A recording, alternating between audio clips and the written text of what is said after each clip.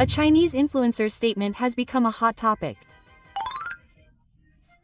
The twin giant pandas, Osu no Sho and Milele, who are at Ueno Zoo in Tokyo, will be transferred to China in late January 2026, and Chinese influencers will have to come to China if they want to see pandas, and Japanese people will have to come to China if they want to see the combo pandas. However, X has revealed that pandas can be seen normally in Taiwan and Korea. It's become popular for people to say things like, "I didn't know there were pandas in Taiwan too." Quote, "Pandas are from Tibet. Chinese pandas are extinct. Taiwan is better. I don't want to go to China. Taiping Zoo is big, there's a lot to see, and it was a lot of fun. I think you could spend the whole day there. When I went to Taiwan, everyone was kind and helpful. Next time, I'll go see the pandas in Taiwan. If you want to see pandas, go to Taiping. Maybe there should be a tour like that. It's probably safer and more secure than going to China." The pandas in Taiwan were the best when I went.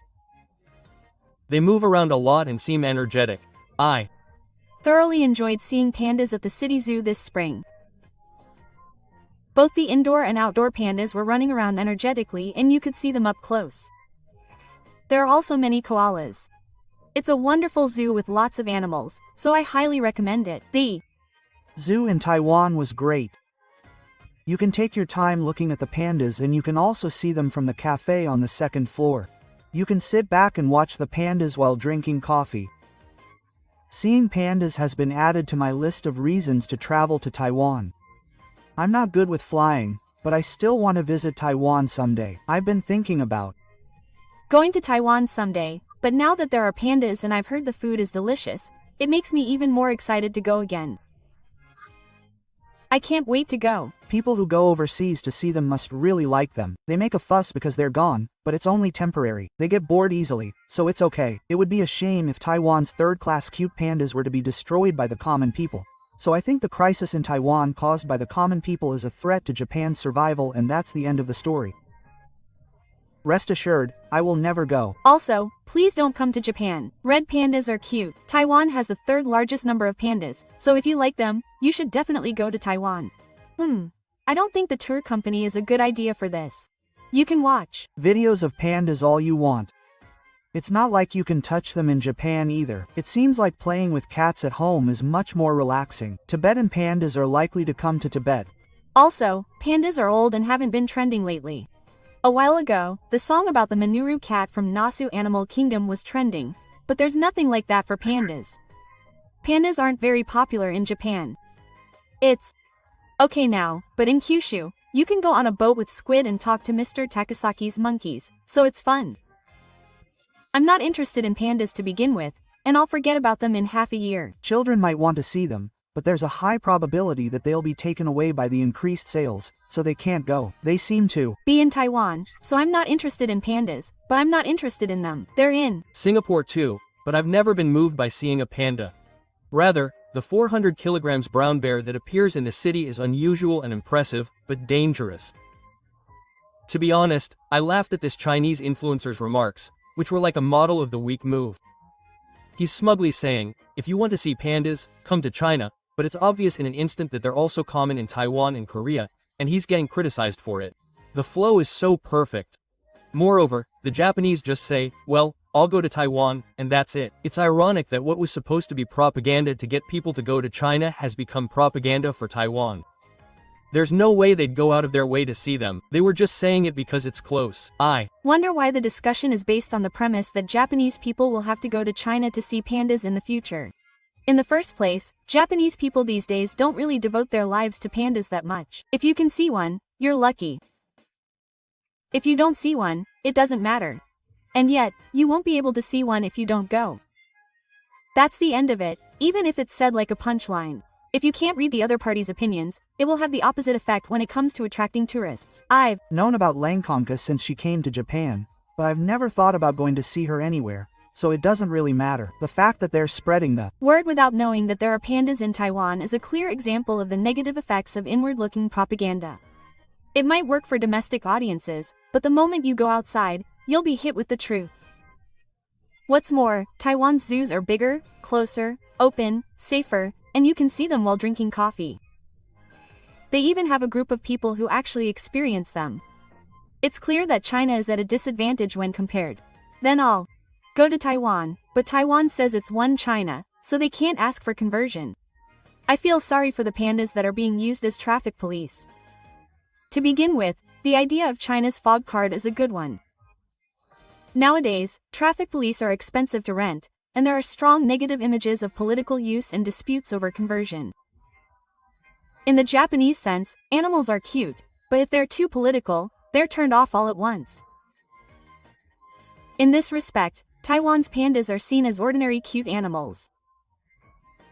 I think it's good for the Chinese, since they don't want to show their cute pandas to demons.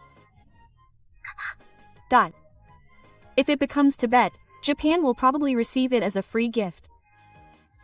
The interesting reaction on X is, then let's go to Taiwan. Taiwan was more fun.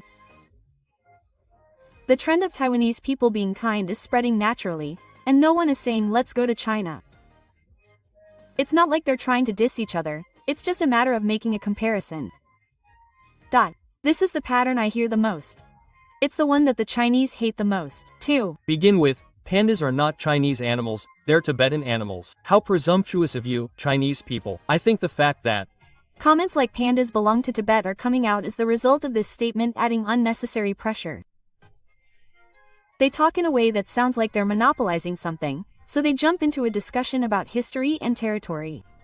If they had kept quiet, it would have ended with a discussion about animals, but they're so bad at making it a political issue. Panda diplomacy was a lie after all. Japan has been deceived by the propaganda that Japan-China relations are effective. I think Prime Minister Koichi is wonderful for correcting that. When you see the Taiwan Zoo experience groups coming out one after another, it's a complete reversal. Not only are Taiwan's pandas great, but the food is friendly and delicious, and you can enjoy a day out, so Taiwan is getting better overall. On the other hand, you have to go to China to see them. I didn't say that tourism is about threatening people, but about attracting them with its charm.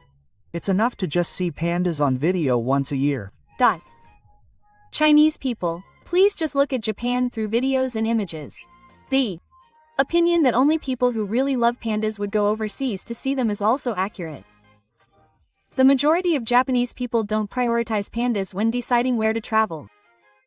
That's why I don't hear about diplomacy that takes pandas hostage anymore.